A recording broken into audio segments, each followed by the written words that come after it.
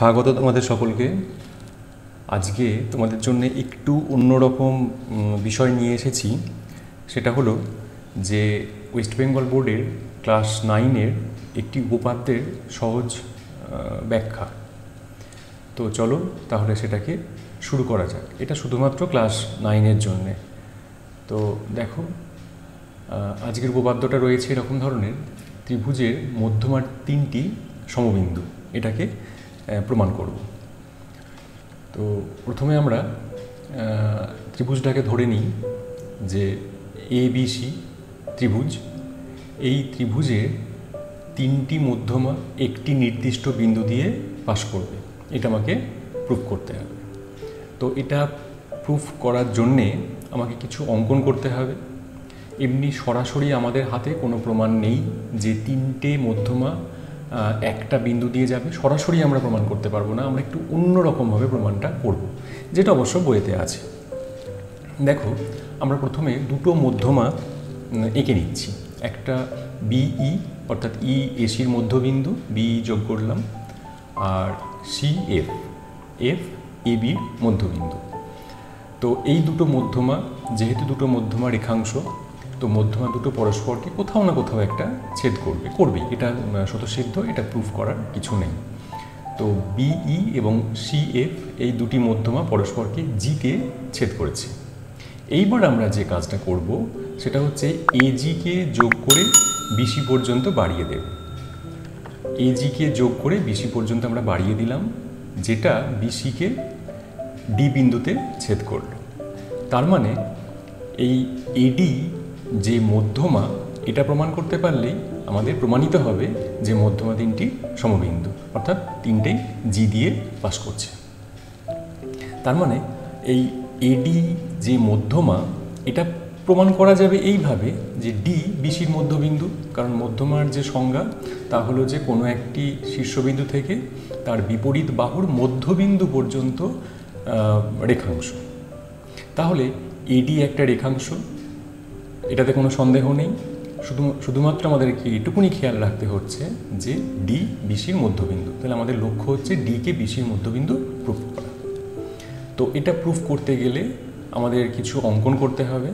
অঙ্কনটা হলো এই যে আমরা AGর সমান করে Gকে বাড়িয়ে নিলাম, মানে ADকে এমনভাবে বর্ধিত করলাম যাতে করে AG এই অংশটা, সেটা এই অংশটার সঙ্গে সমান হয়। এবার এই অংশটা, এর একটা নাম দেওয়া হলো H, এবং BH আর CHকে আমরা পরস্পর যুক্ত করলাম। BH এবং CHকে পরস্পর যুক্ত করা হলো। ওকে, তো এর পরে লক্ষ্য করে দেখো, আমরা যে ABH এই একটা ত্রিভুজ পাচ্ছি। এই ABH ত্রিভুজের AB বাহুর মধ্যবিন্দু F, AB বাহুর মধ্যবিন্দু F, এটা আগে থেকেই বলা আছে। সুতরাং এখানে লেখা আছে যে ত্রিভুজ ABH-এর AB বাহুর মধ্যবিন্দু F। ঠিক তেমন করে যে AH, ওই একই ত্রিভুজের AH-এর মধ্যবিন্দু G, এটা আমাদের অঙ্কন অনুযায়ী AG = GH, সুতরাং G হলো AH-এর মধ্যবিন্দু। তাহলে ABH এই ত্রিভুজটার দুটি বাহু AB এবং AH এর মধ্যবিন্দু যথাক্রমে F এবং G। তাহলে আমাদের পূর্বের কোনো একটা উপপাদ্যের সাহায্যে আমরা বলতে পারি যে কোনো একটি ত্রিভুজের দুটি বাহুর মধ্যবিন্দুর সংযোজক রেখাংশ, এইটা সংযোজক রেখাংশ, তৃতীয় বাহু, এইটা তৃতীয় বাহু, তৃতীয় বাহুর সমান্তরাল হবে এবং অর্ধেক হবে। তো অর্ধেকটা এখানে খুব একটা কাজে লাগছে না, আমরা সমান্তরালটাকে ব্যবহার করব। তাহলে এখান থেকে আমরা বলতে পারি যে FG সমান্তরাল BH। ওকে, FG সমান্তরাল BH। ঠিক একইভাবে দেখো যে FG আর GC একটি রেখাংশ, অর্থাৎ FC একটা রেখাংশ। তাহলে FG যদি সমান্তরাল হয়, তার বর্ধিত অংশ অর্থাৎ GC এটাও সমান্তরাল হবে।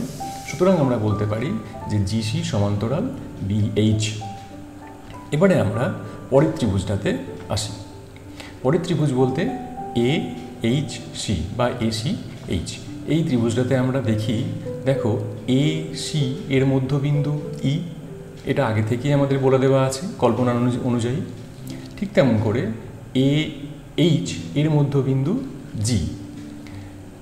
আচ্ছা, তাহলে ঠিক আগে যেমন আমরা বললাম যে কোনো একটি ত্রিভুজের দুটি বাহুর মধ্যবিন্দুর সংযোজক রেখাংশ তৃতীয় বাহুর সমান্তরাল হবে, তাহলে এখানে আমরা বলতে পারি জিই সমান্তরাল এইচসি, তাই না?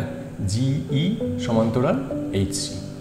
আবার এই জিইটাকেই মানে ই থেকে জিকে বাড়িয়ে দেওয়া হয়েছে বি পর্যন্ত, মানে জিই বা বিই এটা একটাই সরলরেখার রেখাংশ। সুতরাং জিবি বা বিজি সমান্তরাল হবে এইচসি। এই যে বিজি সমান্তরাল এইচসি, ওই একই যুক্তিতে এই ত্রিভুজে যা যুক্তি খাটানো হয়েছে এই ত্রিভুজেও সেই একই যুক্তি খাটানো হচ্ছে। সুতরাং এই দুটো আমরা পেলাম যে জিসি সমান্তরাল বিএইচ এবং বিজি সমান্তরাল এইচসি। এইবারে দেখো আমরা বিজি সিএইচ এই যে একটা চতুর্ভুজ পাচ্ছি না, বিজিসিএইচ, এই চতুর্ভুজটাতে আমরা আসি। তো এই চতুর্ভুজটার দুটো বিপরীত বাহু জোড়া, একটা হচ্ছে জি বিজি সমান্তরাল এইচসি, বিপরীত বাহু জোড়া হচ্ছে এরা সমান্তরাল। আবার জিসি সমান্তরাল হচ্ছে বিএইচ। তো তাই যদি হয় কোনো একটা চতুর্ভুজের বিপরীত বাহু জোড়া যদি সমান্তরাল হয়, তাহলে পূর্বের পড়া কোনো একটা উপপাদ্যের সাহায্যে আমরা বলতে পারি যে চতুর্ভুজটা একটা সামান্তরিক হলো। সুতরাং বিজিসিএইচ একটি সামান্তরিক। এই সামান্তরিকের দুটো কর্ণ হচ্ছে বিসি এবং জিএইচ। বিসি এবং জিএইচ হচ্ছে সামান্তরিকের কর্ণ। এবং আমরা আবার একটা উপপাদ্যের সাহায্যে জানতে পারি বা জেনে গেছি অলরেডি যে সামান্তরিকের কর্ণ পরস্পরকে সমদ্বিখণ্ডিত করে। সুতরাং বিসি এবং জিএইচ পরস্পরকে সমদ্বিখণ্ডিত করছে। সমদ্বিখণ্ডিত যদি করে তাহলে ডি হবে মধ্যবিন্দু, ডি হবে বিসির যেমন মধ্যবিন্দু, ডি হবে জিএইচের মধ্যবিন্দু। জিএইচের মধ্যবিন্দু আমাদের কাজে লাগছে না, আমাদের লাগছে যে ডি বিসির মধ্যবিন্দু, কারণ এটাই আমাদের লক্ষ্য ছিল। আমাদের লক্ষ্য ডিকে বিসির মধ্যবিন্দু প্রুফ করা। সুতরাং আমরা প্রুফ করে ফেললাম যে ডি বিসির মধ্যবিন্দু। আর ডি বিসির মধ্যবিন্দু হওয়ার অর্থ এই, এবার বাকিটাকে ভুলে যাও, বাকি অঙ্কন এটা এইচ এই রেখাংশ এই রেখাংশ এগুলোকে ভুলে যাও। এবার দেখো এ ডি এটা হয়ে গেল মধ্যমা, কারণটা ডি মধ্যবিন্দু। অতএব আমরা বলতে পারি যে ত্রিভুজের মধ্যমা তিনটি সমবিন্দু।